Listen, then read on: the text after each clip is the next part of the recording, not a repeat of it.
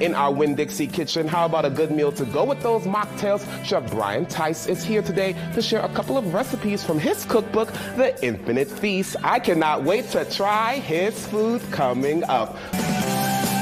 Here's a New Year's resolution I think we can all get on board with: trying new foods and new recipes. And today we are doing just that with our next guest. Chef Brian Tice is the author of The Infinite Feast. And today he is joining me in the Winn-Dixie kitchen to share a few recipes from his book. Welcome back, Brian.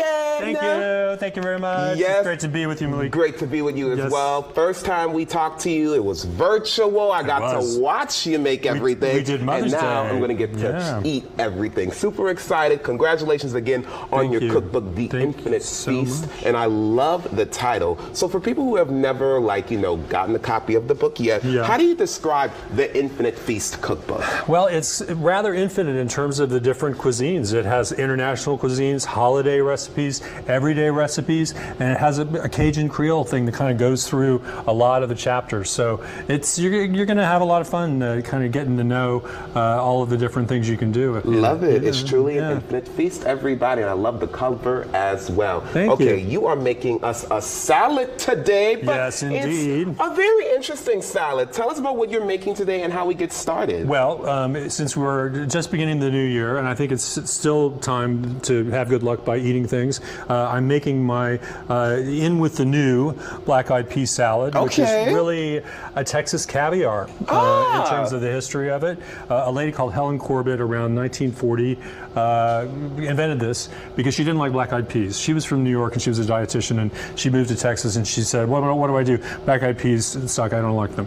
And so she turned them into a vinaigrette, lots of oil at that time. It was like 1 to 3 proportion, which is way too much. I don't put any oil in mine. Oh, wow. And then vinegar, and then the other things you would use, pickling spices, in order to make them edible.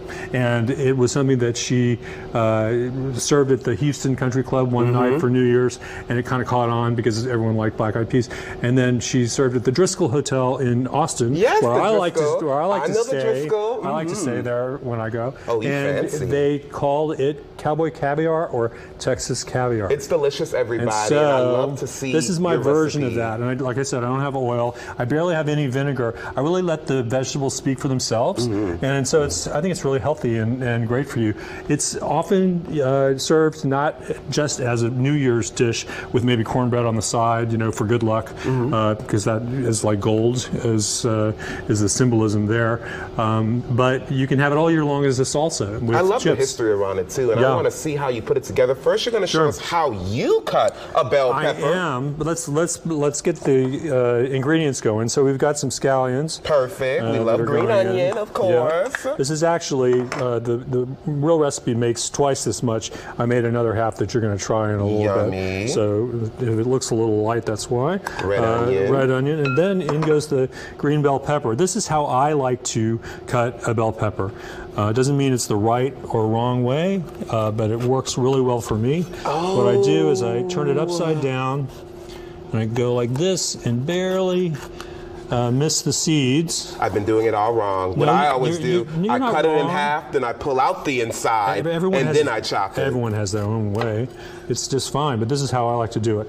And sometimes you get a little bit of seeds, but that's okay. And then you got this left, which is everything you don't want, right? That's right. Throw it away, for sure. All right, so then we got this up. I'll just make a little bit of this real quick. And while you're chopping it, I see some other ingredients you're going to put in here. I see some tomato. Yep, that's rotel. Rotel. Oh, we love the rotel. Yes, fire roasted chili tomatoes. Exactly. We all know that. Then we got some rotel. corn over here. Tell me about your black-eyed peas. Did you cook them before? What did you do with those? That's a very good question, interesting question, because this is the South. They were all sold out of cans when I went shopping the other day, and so I actually made them from dry beans. Oh, really? Yeah, I worked hard on this. So did you soak them? Yeah, no, you just kind of boil them for a while. Ah, genius. Yeah, you don't even have to soak them overnight. Love it. There they are. So I worked really hard on this, especially for you. Thank you. We appreciate so now, you. In goes my, of course I would cut this all up if we had more time. This is chili powder and cumin. Okay. Which gives you an idea of spice without like a bunch of jalapeno and whatnot. Then cilantro, which, where do you come down on that? You know, I'm starting to change, right? Your taste buds change every 7 years, and is that I'm true? starting to like cilantro. You're teaching me something. Come on. A lot of people think it just it tastes like soap. I don't believe that. No. I'm going to try while you're actually adding all the ingredients, all right, because you have a finished product right here. In comes some vinegar, like I said, hardly anything, but it spices things up, makes them tart. It's delicious. And it gets everything together. Well, thank you. And then we've got tomatoes, and then we've got corn. Frozen is fine. I love it. Better than canned. And then we've got our black eyes. And it's really simple, everybody. Again, it's really a new simple. recipe a lot of people can make for sure. It needs to be in the fridge for about 3 hours at least before you serve it. Good to know for sure. A very simple recipe, great for a party, by the way, everybody. And you can see right here, he's serving it with tortilla chips, but you also have a recipe for cornbread that you can get in the cookbook. That's true. My Bell Reef honey cornbread is a huge hit. I put it in my crawfish, dressing is the word I want, and it's delicious, and it's just great for so many things. I love it, and it's full of color. That is a beautiful black-eyed pea salad. There we go. Now look, if you want to get this recipe and more, you can pick up the Infinite Feast cookbook on his website, theinfinitefeast.com, and make sure you follow him on social media at The Infinite Feast as well. Now stay right there, because coming up right after the break, we are making Kung Pao shrimp and broccoli. Ooh, Great Day Louisiana. We'll be right back.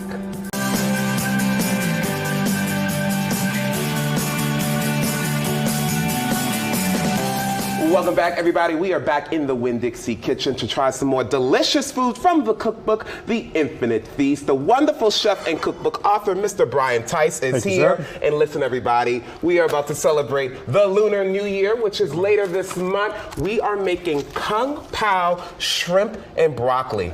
So excited. How do we get started? Well, let's get started. I already have some peanut oil in my pan here. Okay. We're going to try to get this done all the way through the segment. These are dried red chili peppers. I've de-seeded them so they won't kill you when you eat them. Okay, so it won't be too spicy. It won't be too spicy. Then some cashews. So here we go into the pan. Yummy. And we get those going. Delicious. Yeah. Heat those up for a little bit, and then in comes some fresh ginger and some garlic. Yummy. Now, while these are heating up, I'm going to show you a trick. Do you know how to peel garlic? I do not. Ginger. A ginger is best peeled with a spoon. It goes like this. See that? Oh, okay. Yep. And we all have a spoon. Because you can get in, kitchens, you can get in. You can get in these little crevices and everything like that. Yeah. Perfectly with a spoon. So and what does the ginger add to this dish? That one of those sort of Szechuan kind of qualities. You know, the flavor profile from the middle of China, which is the origin of this. Although this is the Americanized version, certainly. Kung Pao derives from a Chinese name, but Kung Pao shrimp is certainly something they probably don't serve so over good. there with the pandas. I can smell the nice roasted cashews. And then we're going in now with some of the ginger and some garlic. Right. Yummy. But I want to talk about really what's going to be the star of this dish, everybody. The shrimp. While you're tossing in some broccoli, talk to me about how you marinated this shrimp, because this is not what I see usually. It's got mirin or rice wine. Okay. Cornstarch. And also toasted sesame oil, which is a wonderful thing to cook with. I use it in all of my Asian sort of dishes, not all, but many. It's delicious. Love it. Here comes some green bell pepper. Yes, and you showed us how to chop it your way earlier. Super cool. I'm really adopting that. We'll see if all of this fits in the pan or not. It will. We believe in you. Well, we'll try. Green onions right here. Yeah, and that's another thing. You don't necessarily need a wok to do this. You probably need a bigger pan than I'm using, but you can just use a great big skillet.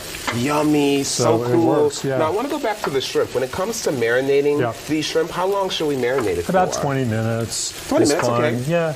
Could we do overnight if we want to? Yeah, I have actually. Okay, love it. Absolutely. Now, this is a combination of soy sauce, rice vinegar, sugar, and water. And it goes. And ooh, y'all hear that sizzle? This is really going to get your flavor profile to sing.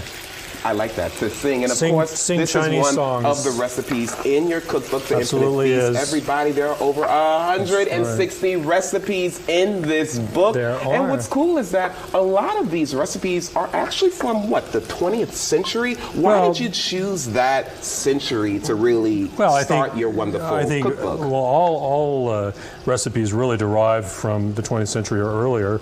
You know, the black-eyed pea salad that we just made in the last segment. Delicious. That was invented in 1940, right? So you can't help but do some things that have been around for some time, and that usually means either the mid-century, when people started really cooking after the war, World War II, right? Now we'll see if we are able to get these shrimp to go. I believe it. Here. We'll sing to it, you know. And while that's So all far, cooking, I love that it's a one-pot dish, by the way, everybody. Okay, we're trying to make good food, but not use a lot of things when it comes to dishes. That's what a stir fry is all about, right? So true. And you know, like I mentioned, this is a great recipe to do during the Lunar New Year, which begins January 22nd. Everybody, look at us. We got some fans here. We do. What is it the year of this year? The rabbit. Yay, rabbit! So everybody should do that to their friends on January 22nd. Yeah. I'm actually the year of the rat, and I won't reveal what year of the rat that was, because, you know, I like to have an air of mystery about my age. Yes, I completely agree. We looked yours up, and we decided we wouldn't go on the air with that. It's the year of the pig. Why not? 1995. I believe 1995. Represent. Yeah. So about how long would you say, you know, this has to cook for from start to finish? We're doing it in a 6-minute segment, so that answers your question, I think. It smells so good, My shrimp are starting to go pink. Hopefully they will be done. The idea will be to plate them on this rice after we add a little bit more rice vinegar at the end. I love it. Well, ladies and gentlemen, if you want to try this beautiful dish or many more, you have to pick up his cookbook. It's called The Infinite Feast, everybody. So delicious. Top that off with some scallions once it gets onto the rice. Ooh, I can't wait to eat that. That is breakfast, everybody. Don't forget. Finish it up for you here. There you go. And don't forget, he also has a blog, everybody, The Infinite Feast. Make sure you check that out as well. And, of course, follow him on social media. And I have a great newsletter. It comes out every Thursday. Come on, I love it. Thank you, Chef Brian, for being here. Thank you all for being here. It's my pleasure. Thank you for having me. We'll see you back here tomorrow. Until then, I'm Malik Mingo with Chef Brian. Make it a great day, Louisiana. Thank you.